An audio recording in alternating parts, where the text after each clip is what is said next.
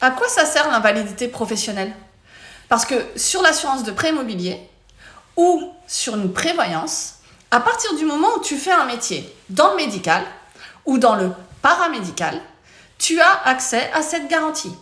L'avantage de cette garantie, c'est qu'on ne va pas venir évaluer le taux croisé comme pour quelqu'un comme moi qui est derrière un bureau, mais on va venir surtout évaluer si ton invalidité, par exemple, est liée à quelque chose qui t'empêche de faire ton travail. Je t'explique. Tu es chirurgien. Donc, si tu es chirurgien, logiquement, tu dois travailler avec des trucs genre des scalpels, des trucs... Voilà. Donc, tu vas avoir besoin de la pince de ta main. On est d'accord.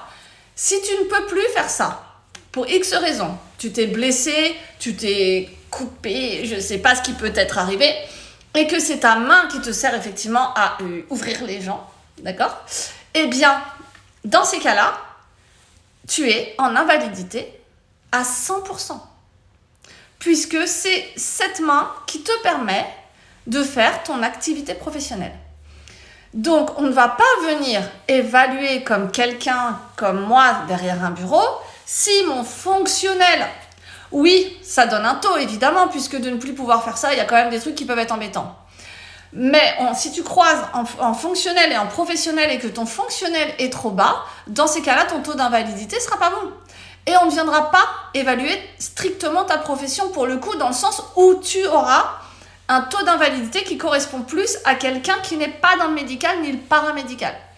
Donc là, c'était l'exemple du chirurgien. Même principe, tu es ostéopathe, sage-femme, tous ces métiers où vous avez besoin de vos mains. De la même façon, s'il se passe quelque chose avec vos mains, c'est vraiment important d'avoir l'invalidité professionnelle. Cette invalidité professionnelle viendra évaluer ton taux strict vraiment par rapport à ta profession qui est médicale ou paramédicale. C'est totalement différent, c'est totalement un autre taux. On ne viendra pas regarder le fonctionnel. Donc vraiment, tout ça, ça permet effectivement d'être indemnisé d'une en prévoyance. Vraiment, enfin voilà.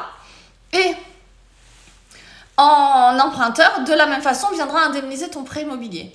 Donc, tous ceux d'entre vous qui ont ce type de profession, il faut regarder vos dossiers. Il faut regarder les dossiers de prévoyance parce que vraiment, là, j'ai encore reçu un devis d'un confrère qui se permet sur quelqu'un qui est effectivement dans le médical, de mettre des carences. Donc, pendant 1 an, la dame, elle va payer pour rien, concrètement. Il faut rien qui lui arrive pendant 1 an, donc bon, c'est un peu limite.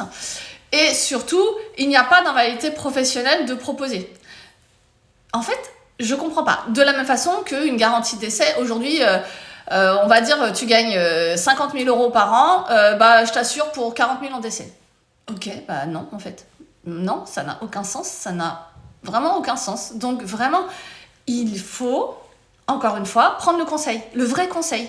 Si on ne t'explique pas comment ça fonctionne, c'est quoi les clauses, comment on calcule la garantie d'essai, comment on calcule les montants, qu'est-ce qui est important de savoir, est-ce que tu as des enfants, est-ce que tu as un conjoint, est-ce que tu veux une rente, est-ce que tu veux un capital, tout ça c'est important.